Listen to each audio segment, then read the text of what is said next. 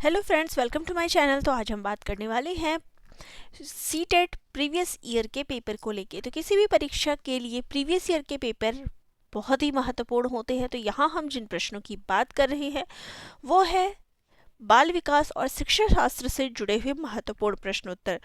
और सीटेट के अगर प्रीवियस ईयर के पेपर को आपने देखा होगा तो ये प्रश्न बार बार रिपीट होते हैं। तो आज हम उसी प्रश्नों को करने वाले हैं। तो कंटिन्यू मैं आपको अपने चैनल पे प्रीवियस ईयर के पेपर्स करवा रही हूँ, तो आप वहाँ से देख सकते हैं सारे ही वीडियोस। तो ये जो पेपर मैं आज के इस वीडियो में करवाने वाली हूँ वो है सीटेट अगस्त 2023 का पेपर 1। ठीक है, चलिए प्रश्नोत्तरी शुरू कर देते हैं। तो यहाँ पे जिनको इंग्लिश में देखना है उनके लिए साइड में इंग्लिश में भी है और हिंदी वालों के लिए साइड में हिंदी में भी है। चलिए प्रश्न देख लेते हैं। तो प्रश्न है, डिस्ग्राफिया एक भाषण विकार है जिसकी विशेषता हकलाना और उच्चारण में त्रुटियां करना है। एक गतियुक्त विकार है जिसकी विशेषता स्थूल पेशीय बाधिता है। एक तंत्रिकीय विकार है जिसकी विशेषता अक्षरों और आकारों को बनाने में कठिनाई है। एक मनोवैज्ञानिक विकार है जिसकी विशेषता ध्यान का अभाव और आवेगशील व्यवहार है। तो राइट आंसर क्या हो जाएगा? राइट आंसर हो जाएगा कि एक तंत्रिकीय विकार है जिसकी विशेषता अक्षरों और आकारों को बनाने में कठिनाई है। तो डिस्ग्राफिया ये होता है। नेक्स्ट क्वेश्चन है, प्रतिभावान बच्चों को शिक्षित करने का उपागम जो उन्हें असामान्य रूप से तीव्र गति से पाठ्य चर्चा के माध्यम से आगे बढ़ाता है क्या कहलाता है? विभेदित निर्देशन, संवर्धन, त्वरण या फिर विसर्जन? तो राइट आंसर हो जाएगा त्वरण यानी गतिवर्धन। नेक्स्ट क्वेश्चन है, शिक्षक जो समावेशी कक्षाओं की दिशा में काम कर रहे हैं उन्हें चाहिए कि वे पाठ्यचर्चा में अनुकूलन करें, विविध दृष्टिकोणों को शामिल करें, अपने स्वयं के अंतर्निहित पूर्वाग्रहों की जांच करें या फिर विविधता को एक बाधा के रूप में देखें। तो उपयुक्त में से कौन से सही हैं? तो राइट आंसर हो जाएगा यहाँ पर हमारा कि पाठ्यचर्चा में अनुकूलन करें।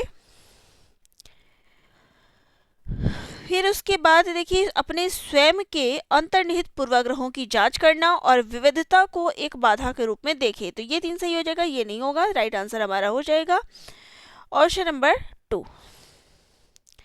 नेक्स्ट क्वेश्चन है, शैशवावस्था के में समाजीकरण की डैश संस्थाएं प्रमुख रूप से महत्वपूर्ण हैं जबकि प्रारंभिक बाल्यावस्था में समाजीकरण की डैश संस्थाएं भी महत्वपूर्ण हो जाती है। तृतीयक माध्यमिक, प्राथमिक माध्यमिक, माध्यमिक प्राथमिक या फिर माध्यमिक तृतीयक? तो राइट आंसर हो जाएगा यहाँ पे प्राथमिक माध्यमिक। शैशवावस्था में समाजीकरण की प्राथमिक संस्थाएं प्रमुख रूप से महत्वपूर्ण है जबकि प्रारंभिक बाल्यावस्था में समाजीकरण की माध्यमिक संस्थाएं भी महत्वपूर्ण हो जाती है। ठीक है, नेक्स्ट हमारा क्वेश्चन है, लेव वाइगोत्स्की के अनुसार सामाजिक कारण भाषा विकास को प्रभावित करते हैं परंतु संज्ञानात्मक विकास को नहीं। संज्ञानात्मक विकास भाषा विकास को सुगम बनाता है। भाषा विकास और संज्ञानात्मक विकास एक दूसरे से स्वतंत्र रूप से विकसित होते हैं। भाषा विकास संज्ञानात्मक विकास को सुगम बनाता है। तो राइट आंसर क्या हो जाएगा? राइट आंसर हो जाएगा कि लेव वाइगोत्स्की के अनुसार भाषा विकास संज्ञानात्मक विकास को सुगम बनाता है। नेक्स्ट हमारा क्वेश्चन है, लॉरेंस कोहलबर्ग के नैतिक तर्क के किस स्तर पर बच्चे आमतौर पर मानते हैं कि लोगों को समाज की अपेक्षाओं पर खरा उतरना चाहिए और अच्छे तरीके से व्यवहार करना चाहिए? उत्तर संक्रियात्मक स्तर, पूर्व पारंपरिक स्तर या फिर पूर्व संक्रियात्मक स्तर? तो राइट आंसर हो जाएगा पारंपरिक स्तर।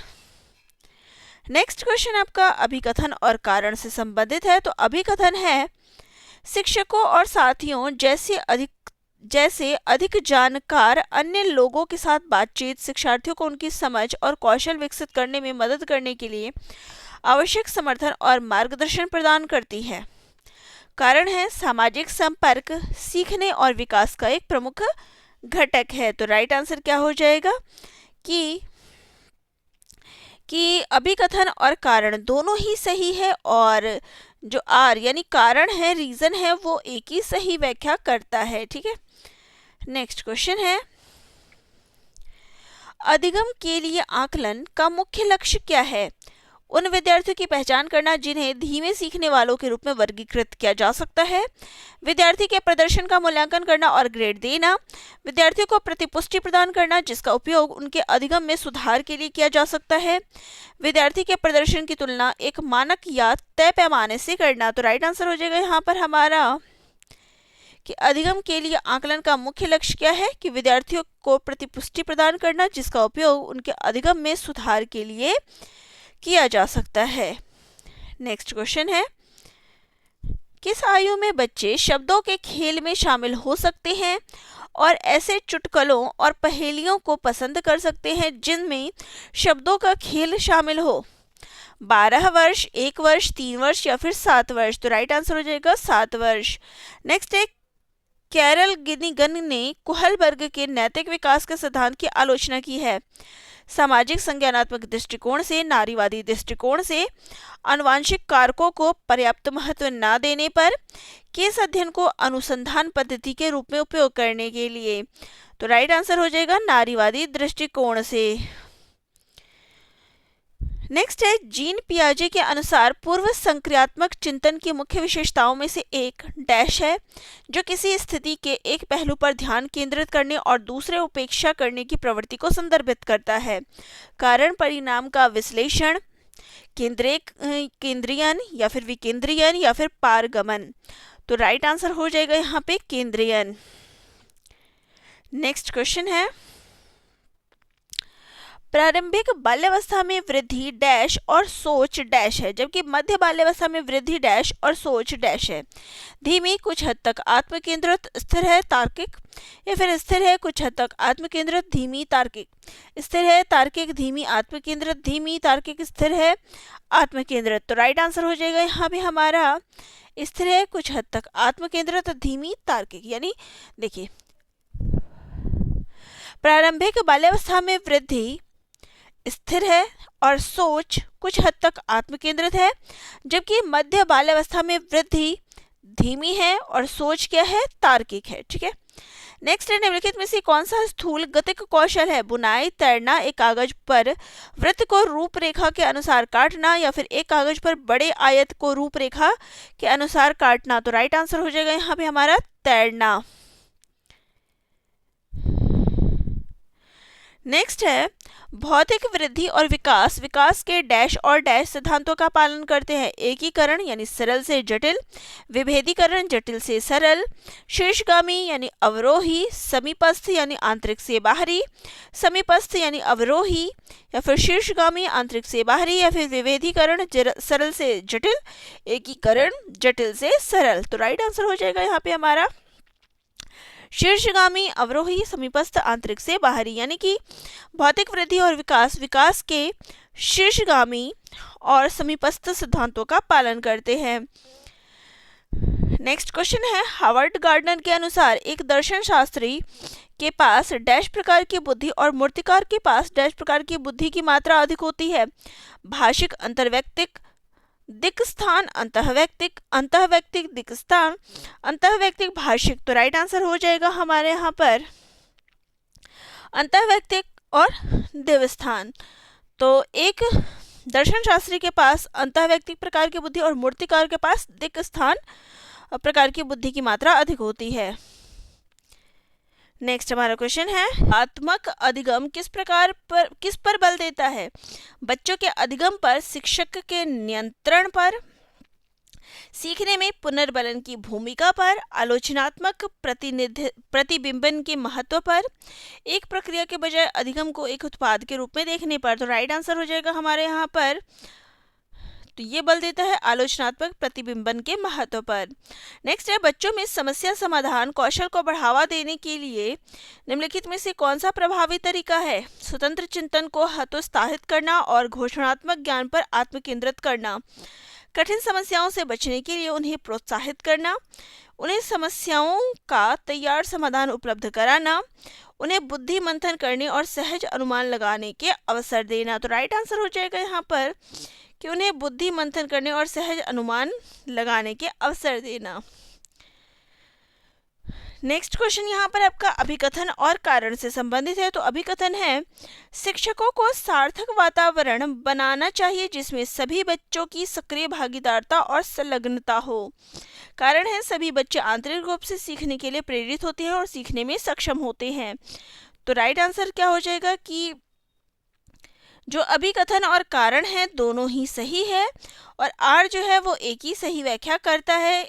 ऑप्शन नंबर 2 जो है यहाँ पे राइट हो जाएगा। नेक्स्ट है, निम्नलिखित में से कौन सी प्रक्रिया अधिगम के दौरान योगदान नहीं देती है? संगठन, वर्गीकरण, वैचारिकता या फिर गैर प्रासंगिकरण। तो राइट आंसर हो जाएगा गैर प्रासंगिकरण। नेक्स्ट है, निम्नलिखित में से कौन सा एक ऐसे प्रश्न का उदाहरण है जिसमें विद्यार्थियों को अपनी सोच पर विचार करने की आवश्यकता होती है? वाक्य में संज्ञा और क्रिया के बीच क्या संबंध है? क्रिया की परिभाषा क्या है? आप क्रिया को वर्तमान काल में कैसे बदल सकते हैं? कक्षा की शुरुआत से क्रियाओं के उपयोग के बारे में आपकी समझ कैसे बदली है? तो राइट आंसर हो जाएगा यहाँ पर कक्षा की शुरुआत से क्रियाओं के बारे में आपकी सोच कैसे बदली है। नेक्स्ट है, निम्नलिखित में से कौन सा विफलता के लिए आंतरिक आरोपण का एक उदाहरण है? मुझे निम्न ग्रेड प्राप्त हुआ क्योंकि शिक्षक कठोर तरीके से आंकते हैं। मैं परीक्षा में फेल हो गया क्योंकि मैंने पर्याप्त पढ़ाई नहीं की। शिक्षक के पक्षपाती होने के कारण मुझे अच्छे अंक नहीं मिले। मैं परीक्षा में फेल हो गया क्योंकि मेरे दोस्त मेरा ध्यान भटका रहे थे। तो राइट आंसर हो जाएगा कि मैं परीक्षा में फेल हो गया क्योंकि मैंने पर्याप्त पढ़ाई नहीं की। नेक्स्ट है, जो कि आपका अभिकथन और कारण से संबंधित है। तो अभिकथन है, बहुत कम उम्र में दुनिया भर में अधिकांश संस्कृतियों में लड़कियां गुड़ियों को खिलौने के रूप में चुनती है जबकि लड़के कारों के साथ खेलना पसंद करते हैं। कारण है, बच्चे किसी विशेष संस्कृति की अपेक्षाओं के आधार पर एक लड़के या लड़की के लिए क्या उपयुक्त माना जाता है इसके बारे में जानकारी व्यवस्थित करते हैं और उसके अनुसार व्यवहार करते हैं। तो राइट आंसर हो जाएगा हमारे यहाँ पर कि अभिकथन और कारण दोनों ही सही हैं और आर जो है वो एक ही सही व्याख्या करता है। बी ऑप्शन यहाँ पर राइट हो जाएगा। नेक्स्ट वाला क्वेश्चन है, लेव वाइगोत्स्की के अनुसार डैश बच्चों के संकल्पनात्मक योग्यताओं के विकास में महत्वपूर्ण भूमिका निभाता है? मूर्त पुरस्कार, सहकर्मी सहयोग, सामाजिक अलगाव या फिर मानकीकृत पाठ्यक्रम। तो राइट आंसर हो जाएगा यहाँ पे सहकर्मी सहयोग।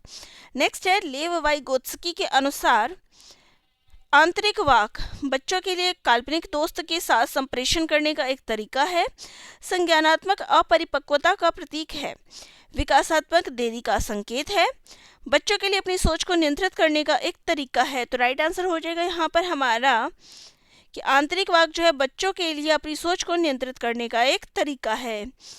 नेक्स्ट हमारा क्वेश्चन है, 4 वर्ष की अपर्णा कहती है कि एक बटन जिंदा है क्योंकि यह उसकी शर्ट को एक साथ बांधने में मदद करता है। जीन पियाजे के अनुसार उसकी सोच की विशेषता है पारगमनात्मक तर्क, जीववादी चिंतन, केंद्रीयन या फिर परिकल्पित निगमनात्मक चिंतन। तो राइट आंसर हो जाएगा यहाँ पे जीववादी चिंतन। नेक्स्ट क्वेश्चन है, निम्नलिखित में से स्वलीनता वाले विद्यार्थियों की विशिष्ट विशेषता कौन सी है? कल्पना को तथ्य से अलग करने की श्रेष्ठ क्षमता, उन्नत सामाजिक भावनात्मक पारंपरिकता, बार बार दोहराव और आवर्ती व्यवहार या फिर संवाद कौशलों का उच्च स्तर।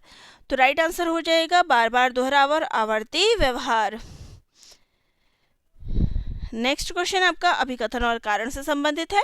तो अभिकथन है, शिक्षार्थियों के बीच समालोचनात्मक चिंतन को सुगम बनाने के लिए शिक्षकों को उन्हें विविध परिस्थितियों और विभिन्न दृष्टिकोण से अवगत कराना चाहिए। कारण है, जब शिक्षार्थी विविध मतभेदों के बीच बातचीत में संलग्न होते हैं तो वे समालोचनात्मक और रचनात्मक रूप से सोचने की अपनी क्षमताओं को सीखने और समृद्ध करते हैं। तो राइट आंसर हो जाएगा यहाँ पर हमारा कि अभिकथन और कारण दोनों ही सही हैं और अभी आर जो है वो एक ही सही व्याख्या करता है। नेक्स्ट है, निम्नलिखित में से अधिगम का प्राथमिक लक्ष्य कौन सा होना चाहिए? तथ्यों को रटना, यंत्रवत याद करने के पूर्वाभ्यास में उत्कृष्ट बनना, समकक्षियों के साथ प्रतिस्पर्धा या फिर समालोचनात्मक चिंतन का विकास।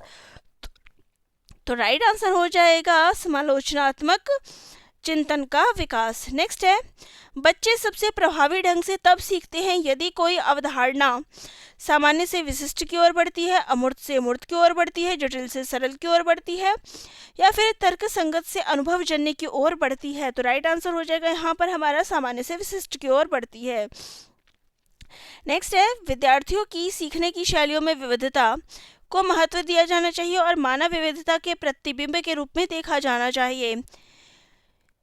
की उपेक्षा की जानी चाहिए और सीखने की शैलियों में एक रूपता लाने का प्रयास किया जाना चाहिए। को शिक्षण अधिगम प्रक्रिया के दौरान ध्यान में नहीं रखा जाना चाहिए।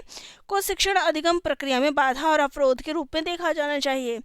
तो राइट आंसर हो जाएगा कि विद्यार्थियों की सीखने की शैली में विविधता को महत्व दिया जाना चाहिए और मानव विविधता के प्रतिबिंब के रूप में देखा जाना चाहिए। तो चलिए, ये थी हमारी प्रश्नोत्तरी CDP के 30 प्रश्न जो मैंने आज आप सभी को करवा दिए। तो वीडियो जिनको अच्छी लगी हो चैनल को लाइक शेयर सब्सक्राइब जरूर करिएगा।